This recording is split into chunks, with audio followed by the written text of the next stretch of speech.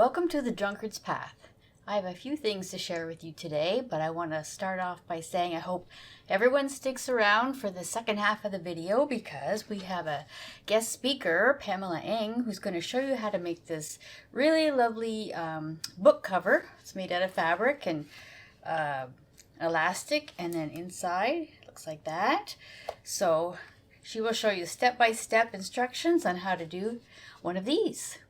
Just a reminder of our Finish the Bolt sale. We have several bolts of material that are almost completed, so we put them on sale for 30% off. So have a look on the website and get a really great deal.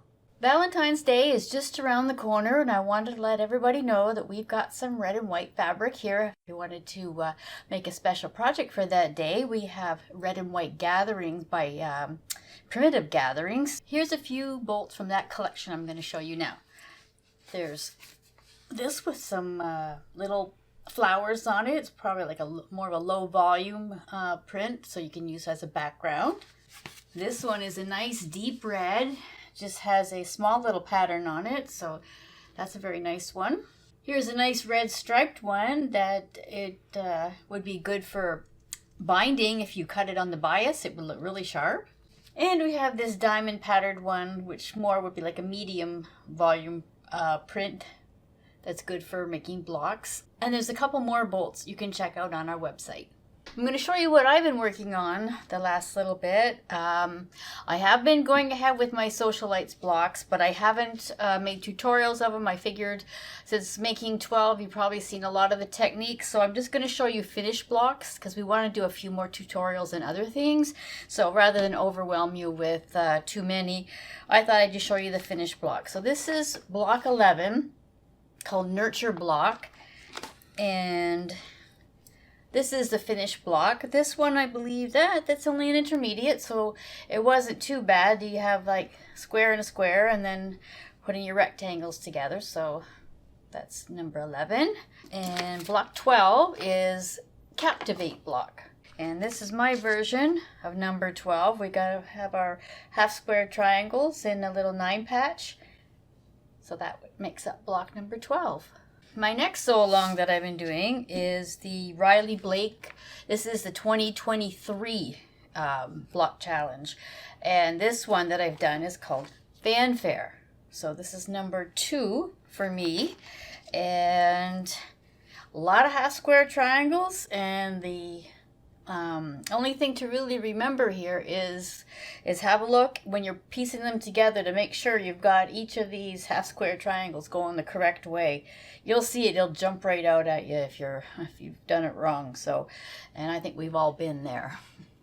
Now I'm going to show you a finish that I've got done in not a final finish, but a finish cross stitching. In my cross stitch, I got this pattern, I'm going to say a couple years ago at least, and it's called This Is the Day by Plum Street Sampler.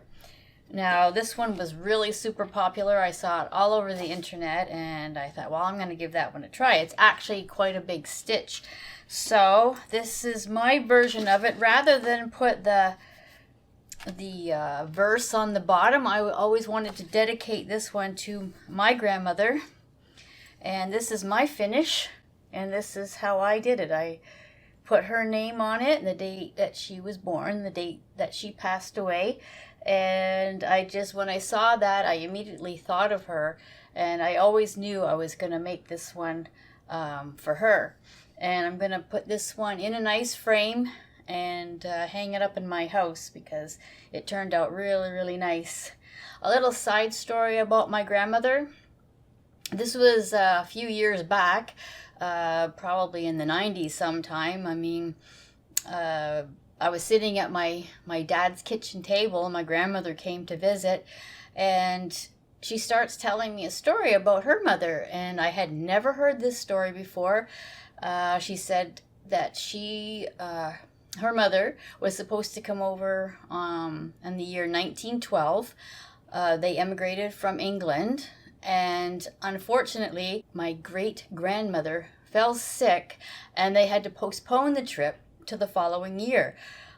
She told me that the ship that they had purchased tickets on was the SS Titanic. So you can imagine my surprise. And she sat there just as straight as could be and didn't miss a beat on that story. And I knew she was telling me the truth. She wasn't pulling my leg. My aunt later confirmed that story to be true with me. So I was really taken aback when I had heard that I said, you know, Graham, none of us would be here had they had gone on that first boat trip. And she said, yes, she knows. But I just thought it was just an interesting side story. Okay, now I'm going to show you, finally I've got put together our next quilt giveaway. And this one, I've got this nice pattern called Garden Plots. It's very simple, and this one is layer cake friendly.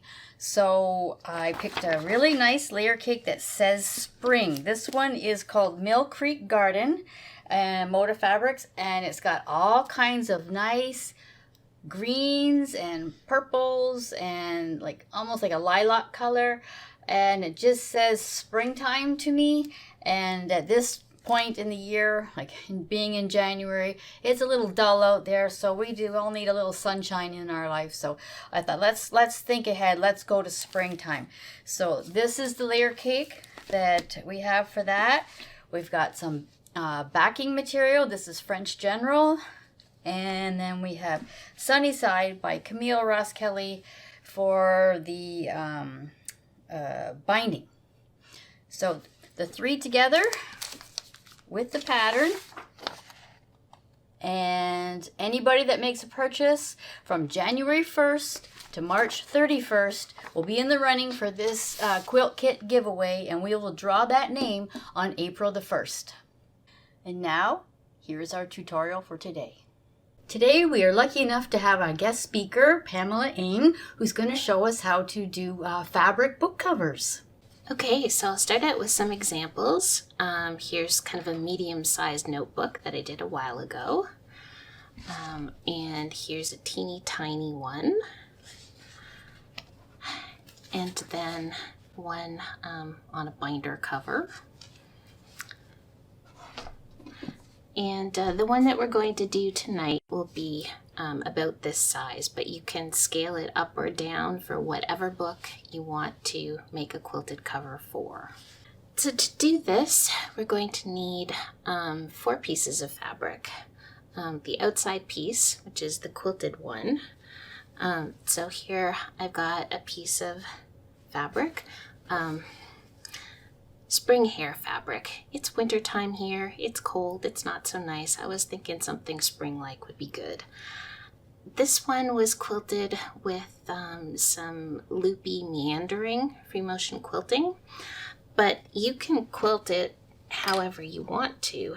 I've got another one here that's done with walking foot quilting.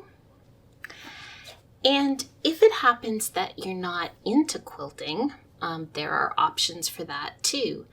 You could just take a nice piece of fabric and iron it to some fusible fleece, and that will make a really nice cover.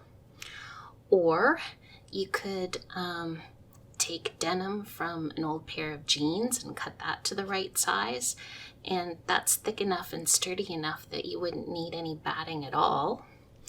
You could take a remnant of upholstery fabric and use that for the outside cover. Or you could use a piece of needlepoint if you've got one of the right size, or cross stitch. Any of those things will work just fine. So, depending on the book that you're wanting to cover, that will determine the size of the 4 pieces of fabric that you need. So there are 3 measurements that you need to take from the book. The first one is the height. So basically, how tall is the book. And this one works out to be 8 1/4 inches. So just jot that down. Then you need to know the width.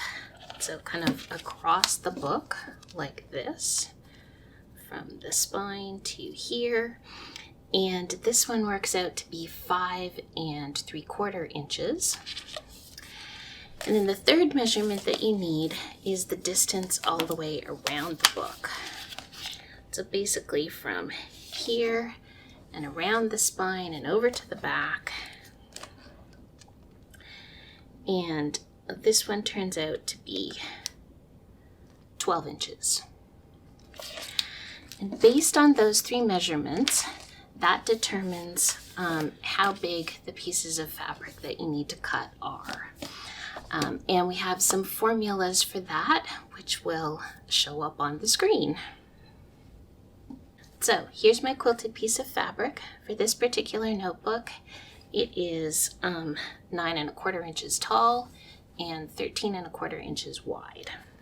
Then I need 2 pieces that are going to be for the flaps, and they measure, basically everything is 9 1/4 inches tall, and I believe these ones are 11 inches wide. And then a great big one for the center, which helps hide all the raw edges and seams and the back of the quilting and stuff. 9 1/4 inches tall and 18 1/2 inches wide. And then a decorative elastic. And I didn't give a formula for calculating this. I just kind of fake it by wrapping it around the book and adding a little bit for seam allowance. You don't want it to be super tight, so just kind of as it naturally goes around the book.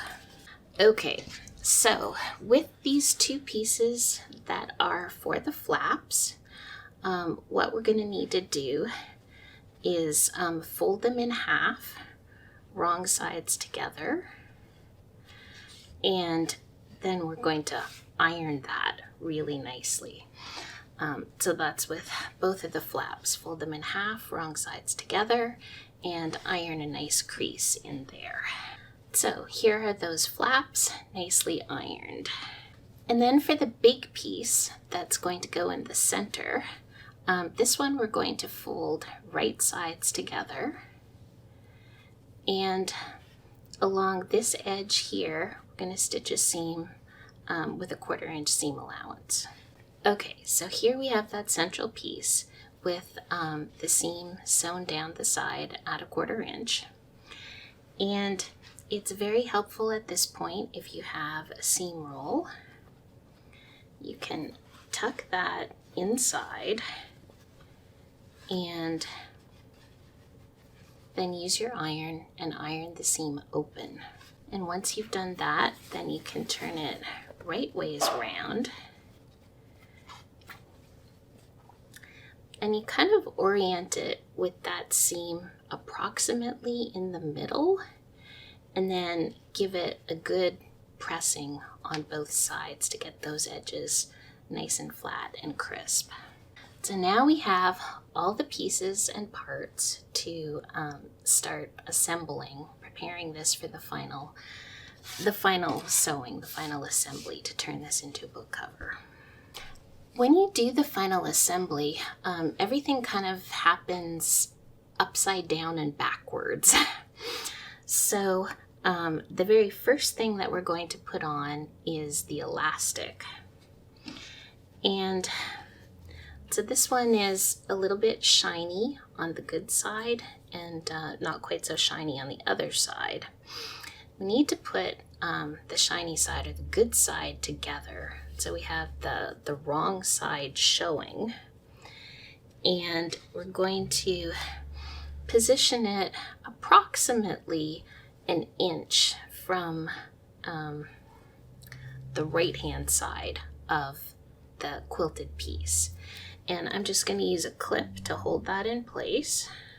If you happen to have some sort of design element on the front of your quilted panel, like this one has a different color fabric on the edge, in that case I aligned the elastic with that intersection there. But if you don't have anything special like that going on, then putting the elastic about an inch from the edge is good. Next, you're going to put down the flaps. So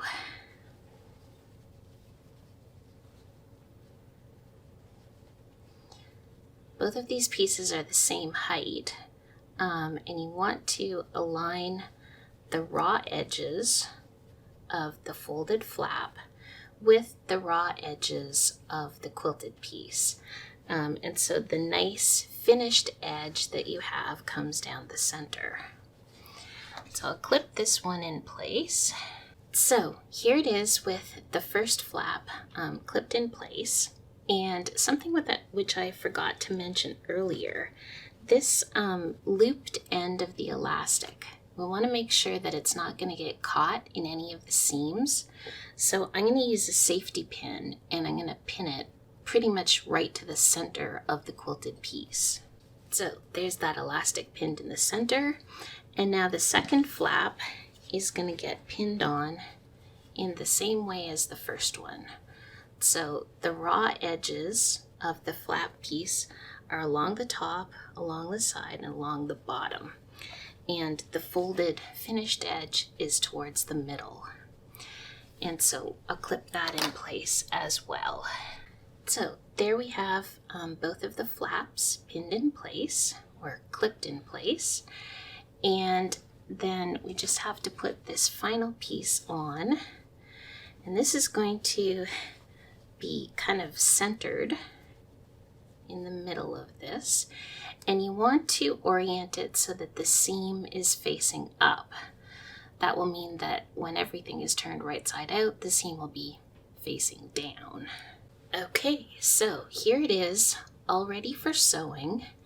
And all we need to do to finish this off is sew all the way around the outside with a 1/4 inch seam allowance. And what I usually do is start at about the midway point on this side. And when I come to the corner, I don't sew right off the edge of the corner. I stop a 1/4 inch away and pivot. So basically a continuous line all the way around, come back to where I started, overlap it a little bit. You don't need to leave an opening for turning. Because of the way this is constructed, you can turn it without leaving an opening. So you basically sew all the way around. So this is what it looks like with sewing all the way around. You can see my thread ends hanging here from where I started and stopped. One more thing before I turn it right way around, I'm going to clip the edges, clip the corners off. Just kind of remove some of the bulk so that we can get reasonably sharp corners, crisp corners.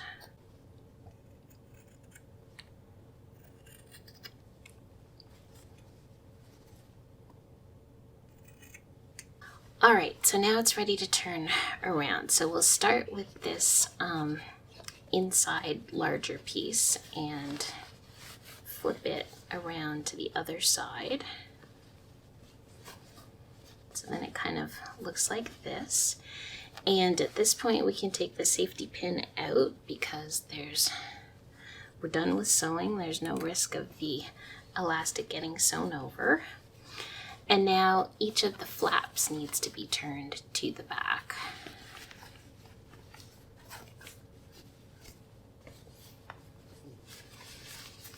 So I'm just reaching in here with my thumbs. Now, if you had that purple thing or any sort of nice point turner, this would be a really good time to use it, really press out these corners. I'm just using my fingernails right now to get these guys out as sharp as I can. I suppose I could use the tip of my scissors if I'm careful. And it would also be a good idea to go around and press all of these edges to get them really, really sharp. So this is what it's going to look like on the inside, although most of that will be covered up by book. So let's try putting the book in. So slide one side in